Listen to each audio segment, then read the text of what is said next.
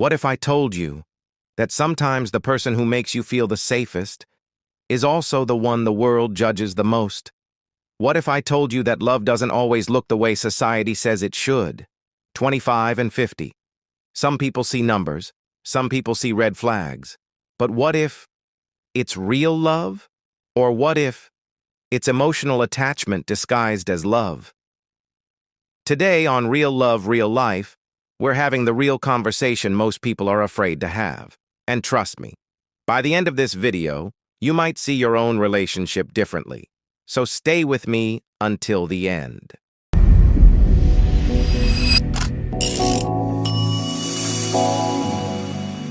The moment people see a big age gap relationship, the questions start. She's too young. He's too old. She wants money. He's having a midlife crisis. But here's the truth. The world will always judge what it doesn't understand. Love doesn't come with an age stamp. But not every connection is love either. There was a time in my life when I confused attachment for love. I thought needing someone meant loving them. I thought intensity meant passion. I thought fear of losing them meant they were the one. But I learned something the hard way. Attachment says, I can't live without you. Real love says, I choose you, but I'm whole on my own. That lesson changed my life. Age gap relationships can absolutely be real love when there is respect, there is emotional maturity, there is no control, there is no manipulation. Both people are growing. Real love doesn't shrink you, it expands you. It makes you better, not dependent.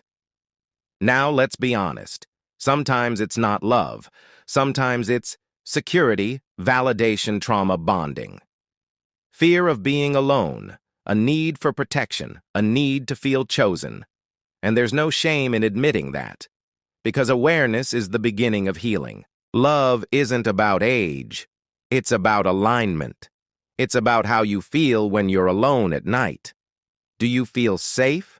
Do you feel respected? Do you feel heard? Or do you feel anxious, insecure, small? Real love makes you glow. Attachment makes you cling. I had to break my own cycle. And that's why I created my mini-course, How I Escaped the Cycle of Toxic Love, my journey to healing and freedom. Because I know what it feels like to love the wrong person, to give your heart to someone who only loved the control, to confuse chaos for chemistry. If you are tired of repeating patterns, if you are ready to finally choose yourself, that course is in the description. Sometimes the bravest thing you can do is walk away.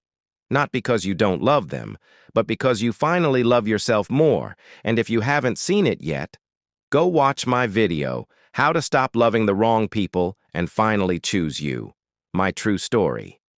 That one is personal, very personal.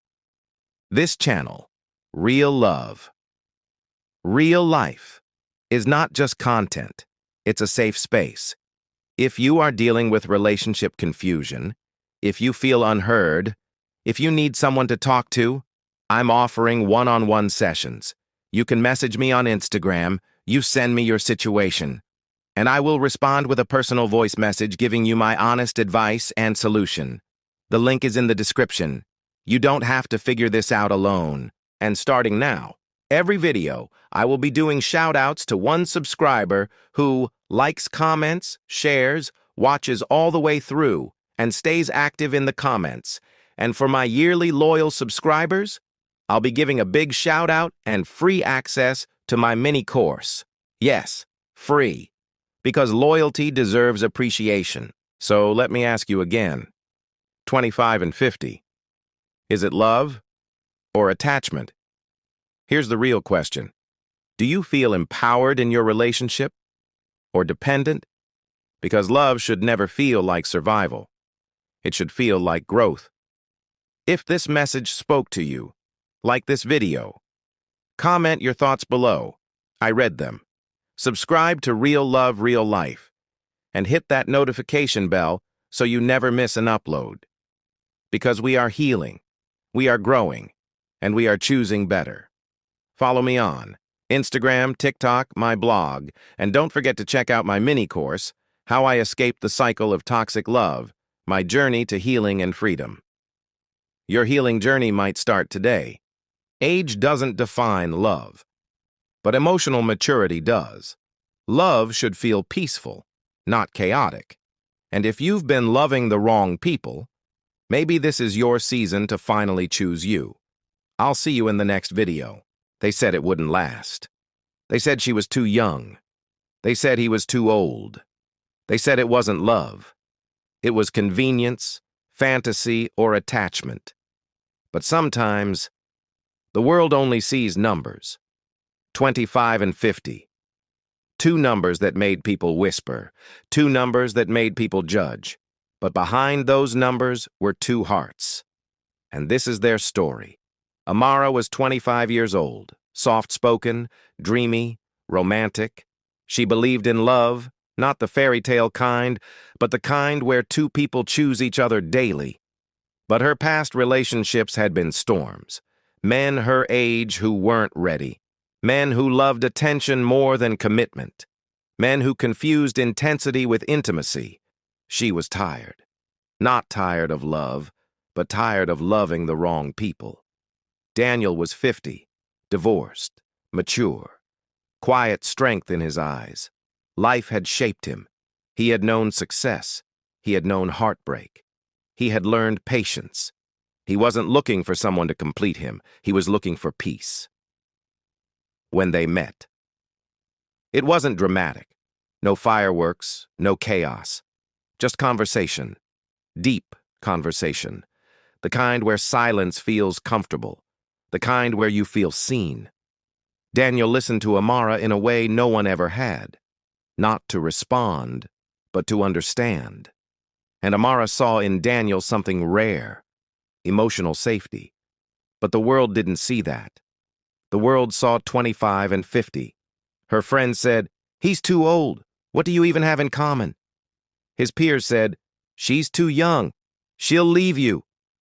Social media comments were cruel. But here's what no one saw. They prayed together. They talked for hours. They laughed. They respected each other's independence. He didn't control her. She didn't use him. They chose each other. But even Amara had moments of doubt. Late at night, she would ask herself, is this real love? Or am I just emotionally attached? She had to be honest. Was she seeking security? Was she looking for protection? Or was she genuinely in love? Daniel had his own fears. Will she outgrow me? Will society pressure her to leave? But instead of letting fear grow silently, they communicated. That changed everything. One evening, sitting on the balcony under city lights, Daniel said something that changed her perspective. He said, "If loving me ever stops helping you grow, I want you to leave. I want you happy, even if it's not with me." That wasn't attachment. That was love.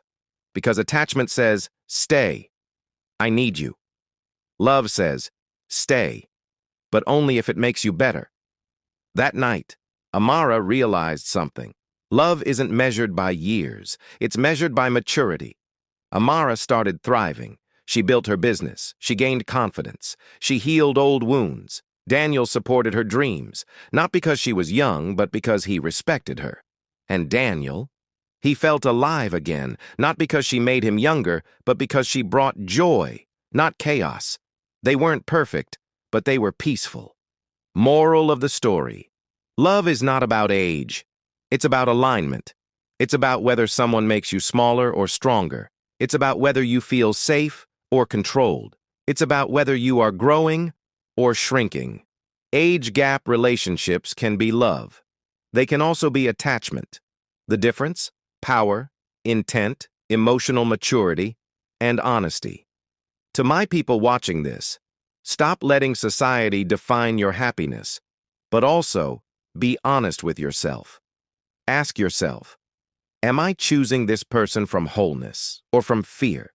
Does this relationship expand me? Or does it complete me because I feel incomplete? Real love does not cage you. It frees you. And if you've been loving the wrong people, Maybe this is your season to choose differently. Maybe this is your season to choose you. 25 and 50, two numbers. But behind those numbers were two souls. And love, when it's real, doesn't care about the calendar. It cares about the heart. And sometimes, the greatest love stories are the ones that don't fit society's rules. They just fit two hearts perfectly. And maybe that's enough.